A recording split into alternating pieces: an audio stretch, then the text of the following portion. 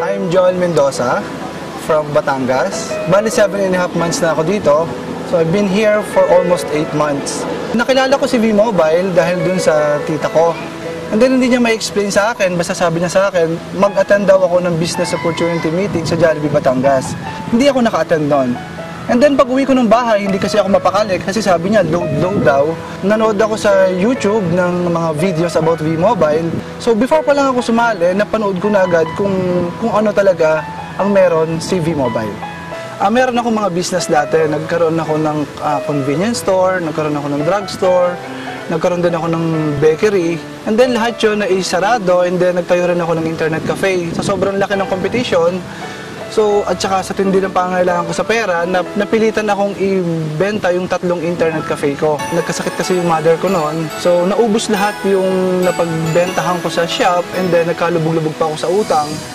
Tapos yun nga, nung marinig ko yung V-Mobile, sabi ko maliit lang naman yung kapital. Sabi ko nga, nabuhunan ako ng malaki dun sa ibang negosyo, at least maliit lang. So, sinubukan ko siya.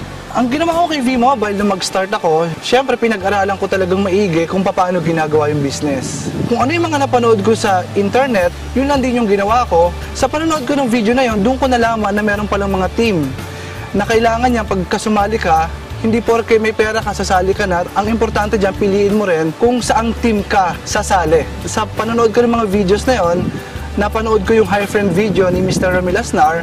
And then, yun na, nag-inquire ako sa kanya, and then ang kagandahan nito, hindi niya sinusolo kung sino yung mga nag-inquire sa kanya. Ang ginawa niya, binato niya ako kay Sir Alvin. And then, nag-meet kami ni Sir Alvin, tapos in-explain niya sa akin yung business. And then, makalipas yung ilang araw, kasi nga, hindi na ako makatulog noon. Sabi ko, parang nababaliw ako. Ang problema namin noon, yung pansali. Kasi nga, nagkabaon-baon na kami sa utang. So, yung ginawa ko, yung pambayad ko mismo ng credit card, hindi ko siya ibinayad dun sa credit card, and ang ginawa ko, ibinili ko siya ng tri-pack. Yun na nag-start yung business. Nakuha ko yung first check ko after 5 days nang sumali ako.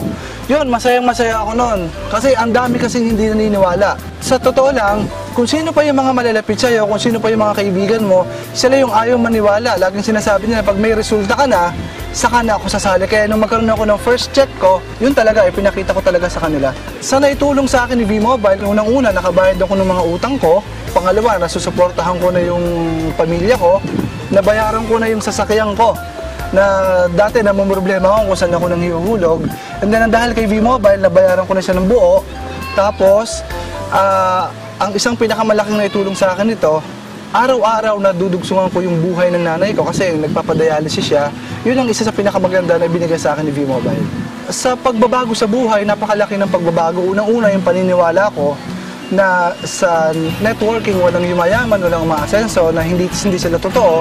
Nung pumasok na ako dito, doon ko siya naintindihan lalo at doon ko naisip na yung pagtulong talaga sa tao, doon mas malaki yung babalik sa'yo. Mas marami kang natutulungan, mas marami yung biyaya na bumabalik sa'yo.